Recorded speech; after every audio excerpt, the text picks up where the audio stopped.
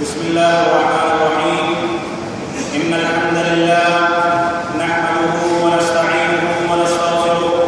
ونعوذ بالله من شرور أنفسنا ومن سيئات أعمالنا. من يهده الله فلا مضل له ومن يضلل فلا هادي له. وأشهد أن لا إله إلا الله وحده لا شريك له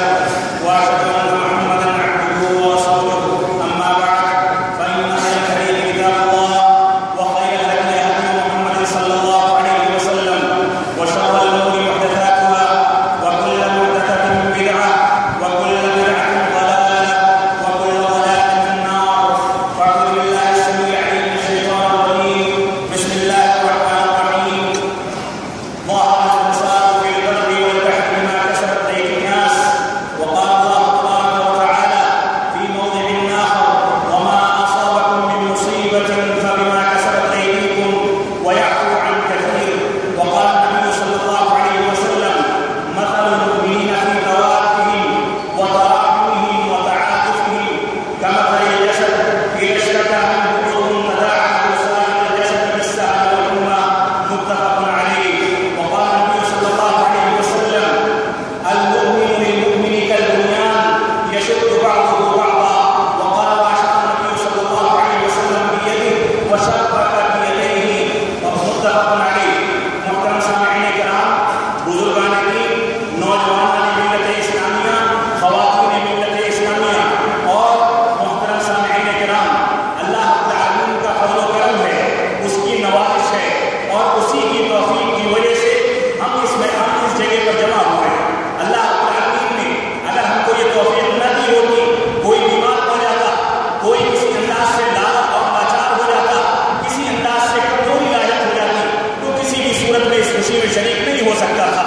اللہ رب العالمین کی تکبیرات کو پکارتے ہوئے مسلمان یہاں پر جمع ہوئے ہیں۔ اس وجہ سے اللہ رب العالمین کی ذات سے امید کی جاتی ہے کہ جو دعائیں کی جائیں گی، جو خطبے میں کہا جائے گا، اللہ رب العالمین کی نصرت و توفیق سے مسلمان اس پر عمل کریں گے۔ مسلمان اپنے ان مظلوم بھائیوں کو ہرگز نہیں بھولیں گے جو مظلوم بھائی نہ نیا کپڑا پہن سکتے ہیں، نہ ان کے یہاں کھانے پینے کے لیے کچھ ہے۔ ان کی مظلومیت کا یہ عالم ہے کہ ان کے بچوں کو، ان کی خواتین کو، ان کے بوڑھوں کو اور ان کے لاچار اور بے روزگار افراد کو زندہ جیتے جی جلا دیا جاتا ہے۔ آپ برما کے حالات دیکھیں، آپ فلسطین کے حالات دیکھیں، آپ آسام کے حالات کا دراسہ کریں، آپ برطانیہ کے حالات کو دیکھیں، ہندوستان کے مختلف خطوں کے حالات کو دیکھیں کہ اللہ رب العالمین کا کروڑ لاکھ احسان ہے کہ اللہ رب العالمین نے ہم کو اتنا امن عطا فرمایا ہے کہ ہم مائک میں اس کے کلمات کی بلندی کرتے ہیں، ہم آرام کے ساتھ اس کے کلمات کو سنتے ہیں کہ اللہ رب العالمین کی نصرت اور اس کی توفیق اور اس کی مدد کی وجہ سے ہے۔ اللہ رب العالمین ہم کو زیادہ سے زیادہ اپنا شکریہ ادا کرنے کی توفیق عطا فرمائے،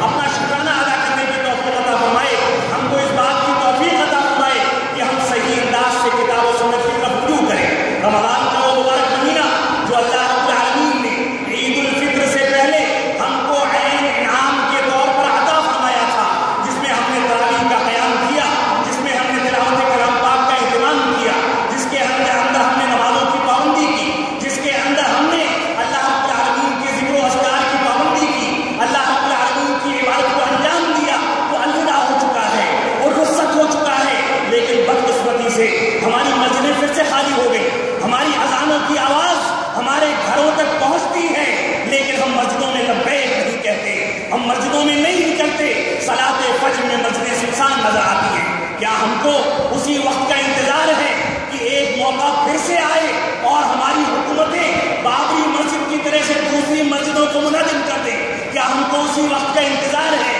کہ کوئی دوسری حکومت سر چڑھ کر بولے اور ظلم کی انتہا کر دے اور مسجد اقصیٰ جیسی قبلہ اول اور مقدس سرزمین کو منہدم کر دیا جائے؟ ہرگز نہیں۔ ہم کو اپنے عمل کے اندر تبدیلی پیدا کرنی چاہیے۔ اللہ رب العالمین کا فرمان ہے کہ ظہر الفساد فی البر والبحر بما کسبت ایدی الناس، کہ زمین کے اندر فساد برپا ہو گیا ہے، سمندروں کے اندر فساد برپا ہو گیا ہے، لوگوں کی اپنی کمائی کی وجہ سے، لوگوں کی اپنی بدعملی کی وجہ سے، لوگوں کی اپنی بے عملی کی وجہ سے لوگ بری طرح سے آرام و آسائش کی زندگی گزارنے پر اتارو ہیں۔ ان کو اس بات کی فکر نہیں کہ کتاب و سنت کو کس انداز سے اختیار کیا جائے۔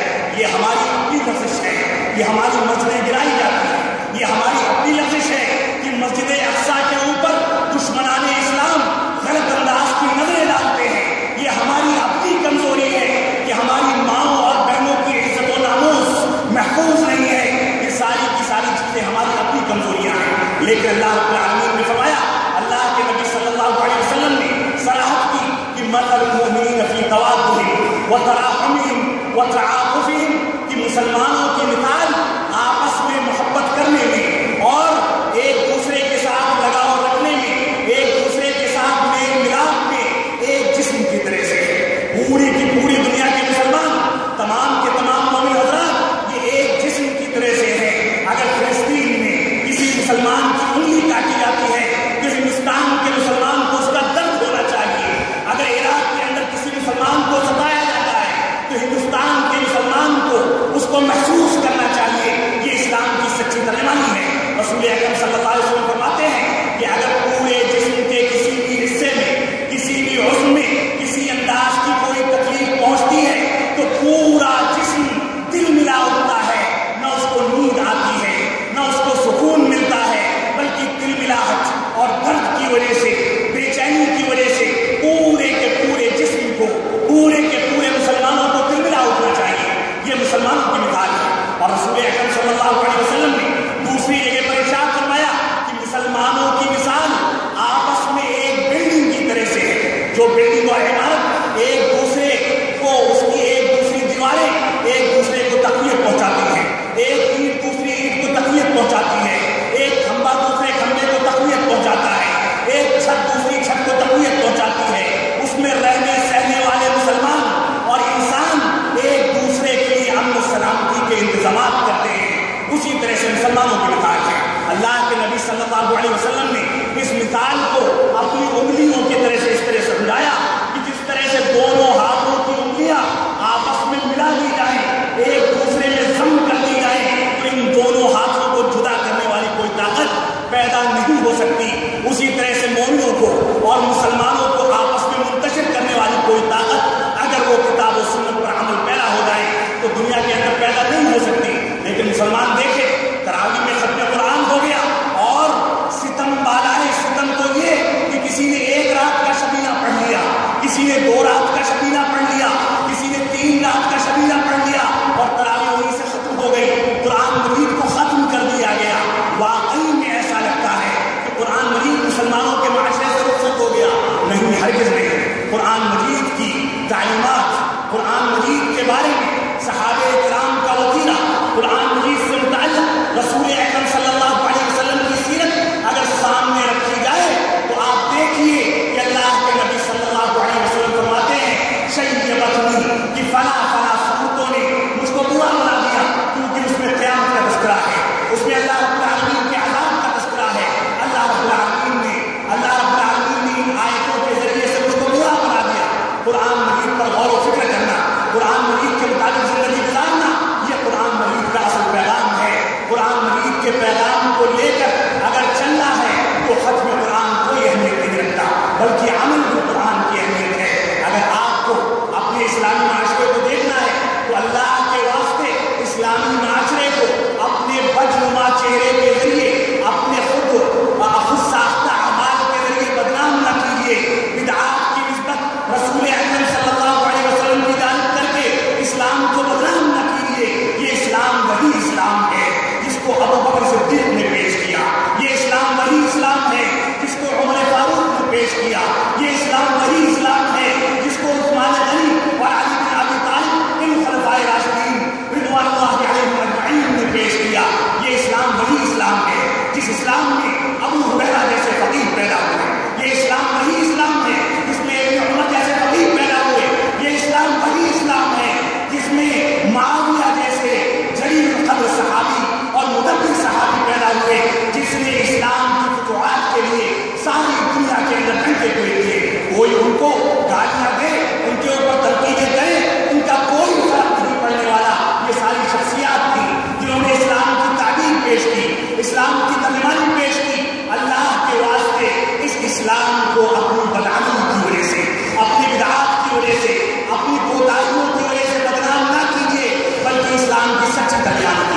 اسلام کی ترجمانی کے لیے آپ کو سیرت رسول کا مطالعہ کرنا چاہیے، اسلام کی سچی تعبیر کے لیے آپ کو سیرت صحابہ کا مطالعہ کرنا چاہیے، اسلام کی سچی تعبیر کے لیے آپ کو دیکھنا چاہیے کہ اس ہندوستان کے اندر جہاں آپ اقلیت میں ہیں، جہاں آپ کو مظلوم بھی بنایا جاتا ہے، جہاں آپ کے نوجوانوں کو انکاؤنٹر کر دیا جاتا ہے، جہاں نوجوانوں کے ساتھ آزمائشیں آتی ہیں، ساری کی ساری چیزیں ہوتی ہیں، اس موقع سے ان حالات میں آپ کو کتاب و سنت کی طرف کیسے رجوع کرنا ہے؟ اللہ رب العالمین نے فرمایا وما اصابکم من مصیبت فبما کسبت ایدیکم ویعفو عن کثیر، کہ اللہ رب العالمین فرماتا ہے کہ تم کو جو بھی مصیبت لاحق ہوتی ہے، کہیں بھی تم آزمائے جاؤ، تمہاری گھر کی خواتین کے ساتھ چھیڑ چھاڑ کی جائے، تمہارے نوجوانوں کو گرفتار کیا جائے، تمہاری مسجدوں کو منہدم کیا جائے، تم کو مظلوم بنا کر تمہارے اوپر ظلم و ستم کے پہاڑ توڑے جائیں، یہ ساری کی ساری چیزیں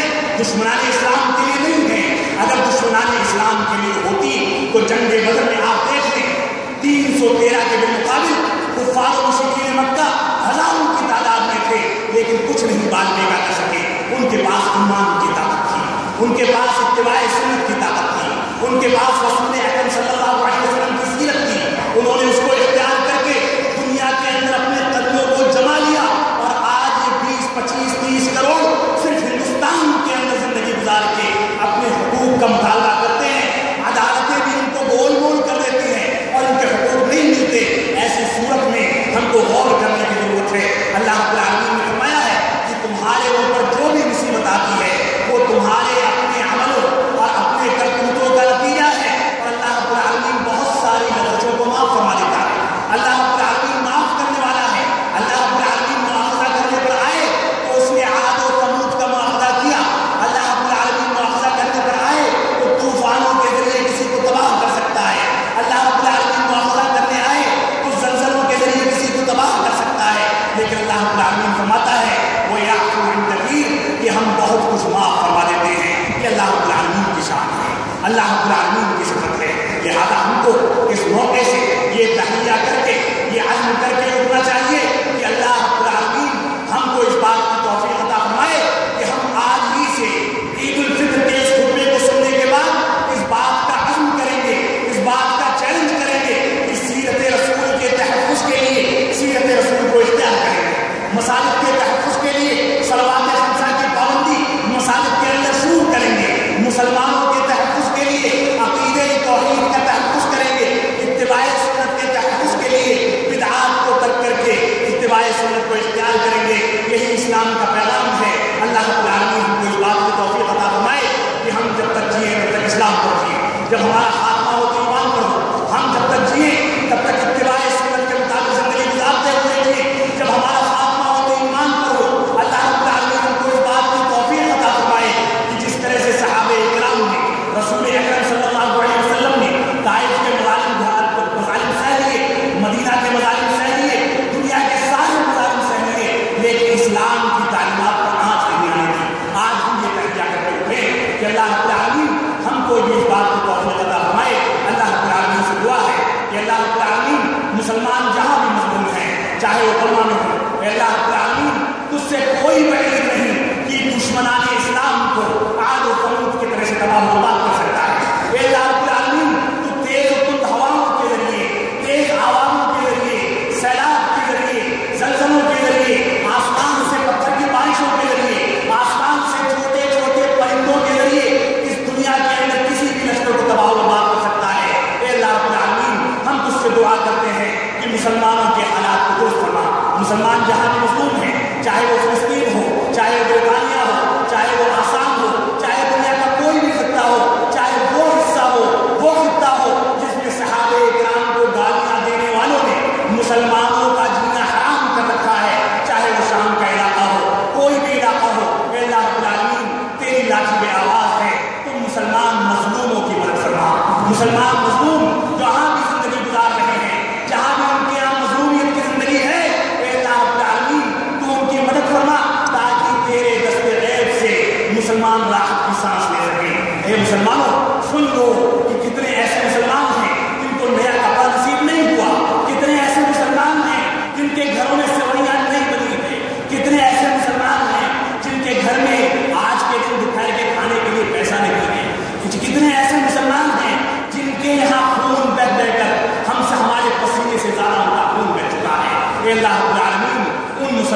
مدد فرما۔ اے مسلمانوں تم سنو اور کتاب و سنت کی طرف رجوع کر کے اس بات کی تگ و دو کرو کہ ہم کتاب و سنت کی طرف رجوع کر کے ہم کتاب و سنت کے مطابق اپنی زندگی ڈھالیں گے۔ خواتین بھی سن لیں کہ وہ صحابیات کی زندگی کو اختیار کریں، صحابیات کی سیرت کو اختیار کریں، وہ اما عائشہ کی سیرت کو پڑھیں، سودا کی سیرت کو پڑھیں، فاطمہ کی سیرت کو پڑھیں، دوسری صحابیات کی سیرت کو پڑھیں، امہات المؤمنین کی سیرت کو پڑھیں، اس کے مطابق زندگی کو ڈھالیں، اپنے بچوں کی اچھی تربیت کریں، اپنے گھروں کے اندر اسلامی ماحول پیدا کریں تاکہ گھروں کے اندر سے اسلامی انقلاب برپا ہو سکے۔ اللہ رب العالمین ہم کو اس بات کی توفیق عطا فرمائے جب تک ہم جیے تب تک اسلام پر جیے، جب ہمارا خاتمہ ہو تو ایمان پر ہو۔ بارک اللہ لنا ولکم فی القرآن المجید ونفعنی وإیاکم بالآیات والذکر الحمید انہ تعالی جواد کریم ملک الرؤوف الرحیم وصلی اللہ